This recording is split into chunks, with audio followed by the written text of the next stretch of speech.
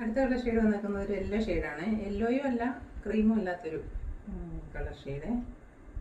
ഒരു ശരിക്കുള്ള കളർ അറിയാമെന്ന് വെച്ചിട്ടുണ്ടെങ്കിൽ ഒരു സാൻഡൽ കളർ, അതിനകത്ത് ഇതുപോലൊരു ഗോൾഡൻ യെല്ലോയും ഒരു ഒലിവ് ഗ്രീനും ഒക്കെ ഷെയ്ഡ് വന്നിരിക്കുന്ന ഒരു അജ്രക്കിൻ്റെ ഒരു ബ്ലോക്ക് പ്രിൻ്റ് പോലെ ചെയ്തേക്കുന്ന ഒരു ഫ്ലവർ പാറ്റേൺ ബ്ലോക്ക് പ്രിൻ്റ് പോലെ ചെയ്തേക്കുന്ന ഡിസൈനാണ് വന്നിരിക്കുന്നത്. അതിൻ്റെ ബാക്ക് സൈഡും സെയിം ഡിസൈൻ തന്നെയാണ് വന്നിരിക്കുന്നത്. സൈഡിൽ ഇതുപോലെ ഒരു ബോർഡർ കൊടുത്തിട്ടുണ്ട്. നമുക്ക് സ്ലീവിൻ്റെ എൻഡിലേക്കും നെക്കിലേക്കും ഒക്കെ ഡിസൈൻ ചെയ്ത് തയ്ക്കാവുന്ന ഒരു പോർഷനാണിത്.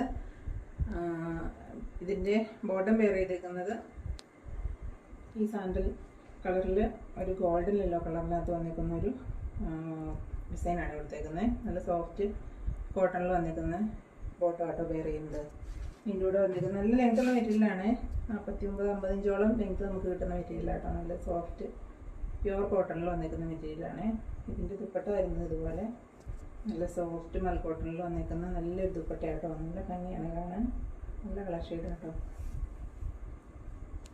നമുക്ക് ഡെയിലി വെയർ ആയിട്ട് യൂസ് ചെയ്യാൻ നല്ലൊരു മെറ്റീരിയലാണ്.